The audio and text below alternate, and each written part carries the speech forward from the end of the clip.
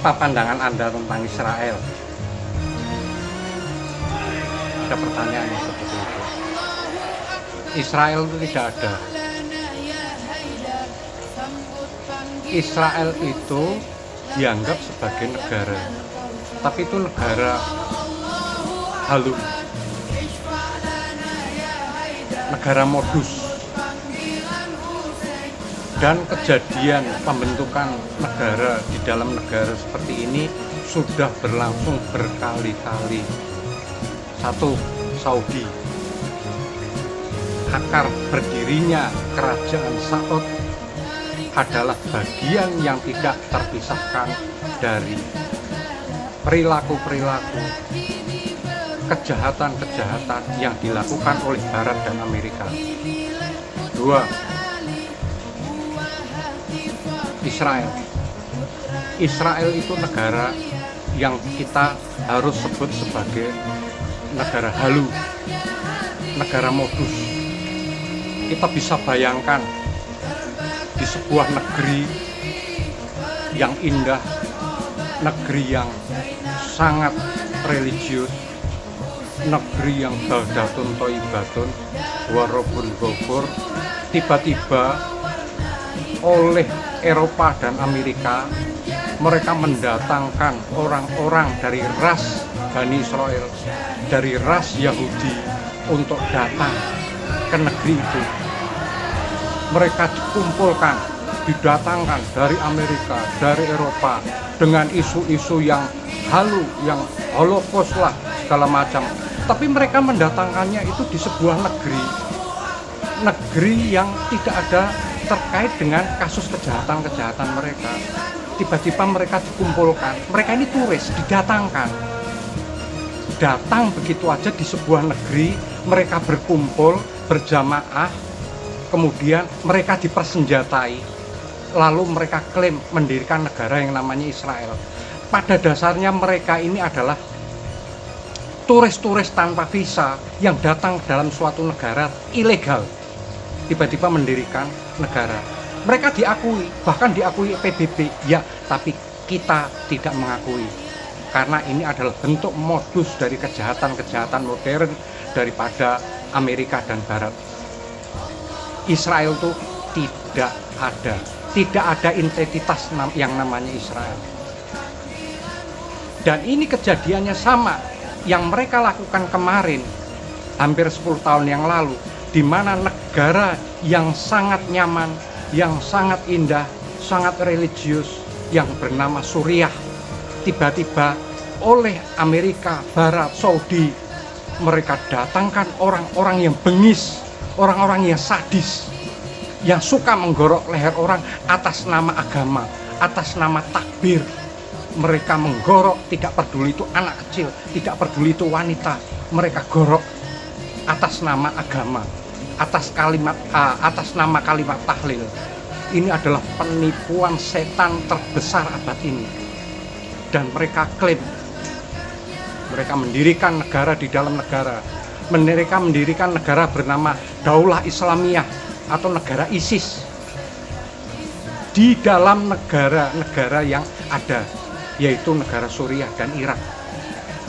Alhamdulillah, Allah telah mendatangkan seorang sosok yang sangat hebat, yang sangat suci, yang bernama Qasem Soleimani, yang telah berani dan mampu memporak-porandakan ISIS di wilayah baik itu Suriah maupun di Irak.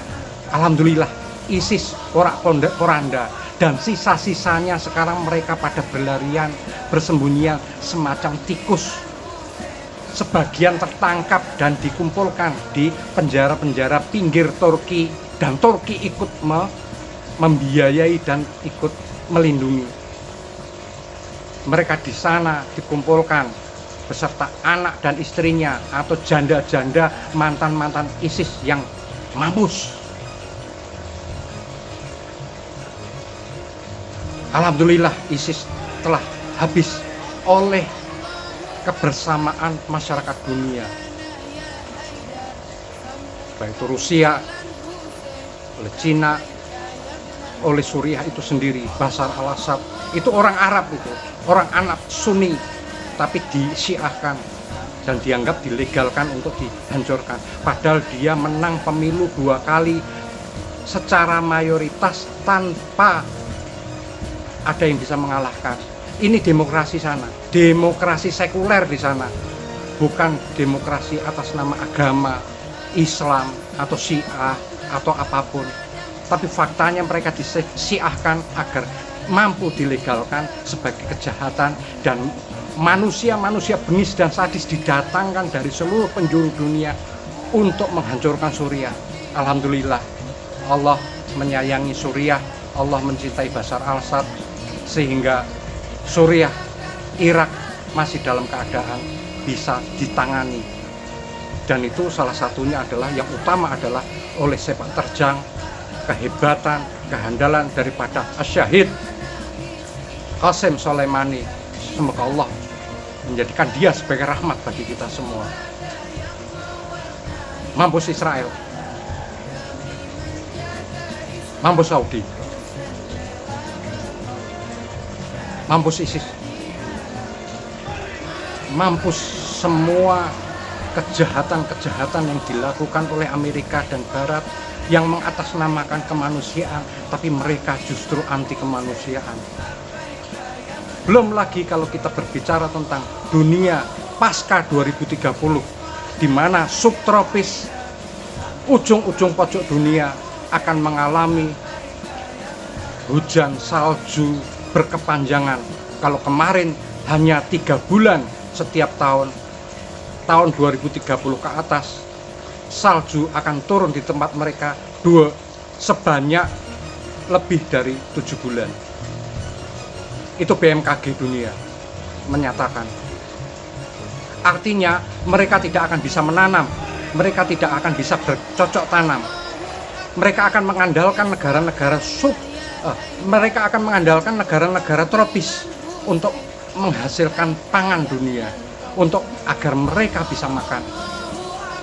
Mestinya kita harus bersiap-siap untuk lepas dari mereka, menciptakan pangan yang berdaulat, menjadi petani-petani yang berdaulat, yang tidak beli bibit tapi bikin sendiri, tidak beli pupuk, bikin sendiri, tidak beli segala sesuatu yang menjadi produk-produk mereka, yang pada dasarnya raw materialnya semuanya diambil dari kita. Setelah mereka bawa, mereka hasilkan, mereka pasarkan di tempat kita. Loh, kita mau beli. Mari kita jadikan negeri ini negeri yang pertanian yang berdaulat. Kita mati-matian menyiapkan 2030 agar mereka bisa datang berbondong-bondong ke negeri kita, membawa rantang, membawa ember untuk antri beras di kita. Karena di tempat mereka pasca 2030 tidak akan ada bisa menanam apapun. Mereka akan kekurangan pangan. Oleh sebab itulah mereka menjadikan negara-negara tropis, negara-negara yang sebelumnya indah menjadi kacau. Mereka kacaukan, setelah kacau, hancur, mereka datang bak pahlawan, memberikan sumbangan-sumbangan yang pada dasarnya sumbangan-sumbangan itu adalah hasil daripada mereka menyamun di negeri kita, hasil daripada mereka merampok di negeri kita ratusan tahun yang lalu. Mereka telah kumpulkan, dan itu dijadikan sebagai bagian dari hegemoni mereka untuk menguasai kita. Karena mereka sadar mereka hidup di subtropis, tidak mampu lagi menciptakan pangan-pangan yang berdaulat. Pasca 2030 mereka akan mengandalkan kita. Akankah kita siap? Kita harus siap. Kalau tidak siap, setidaknya anak cucu kita yang akan mempertaruhkan negeri ini. Mampus Israel, mampus Saudi, mampus ISIS, mampus Amerika, mampus Eropa. Kita tidak membenci pemerintah, tidak membenci rakyat-rakyat yang ada di wilayah itu. Kita tidak mengajak bermusuhan masyarakat Amerika, masyarakat Eropa, tidak. Kita hanya menentang hegemoni dunia atas nama pemerintah mereka yang melakukan zionisasi. Bahkan mereka sekarang ini menguasai bercokol di Timur Tengah dan tidak lama lagi selalu mulai dibawa ke Indonesia. Dan mereka ini menciptakan raja-raja boneka, dari raja di daerah Uni Emirat Arab, itu semuanya adalah raja-raja boneka. Kita lihat Yaman, bagaimana Yaman yang begitu baiknya, penghasil madu terbaik di dunia, penghasil akik terbaik di dunia, sekarang dihancurkan oleh siapa? Orang yang menganggap sama dengan dia, yang menganggap sebagai seagama, menganggap mereka ini sama-sama muslim, tapi mereka menghancurkan Yaman. Mampus Saudi, mampus Zionis sawo matang, mampus Zionis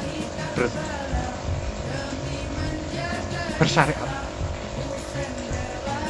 mampus Zionis bergamis. Wassalam. Free Palestina.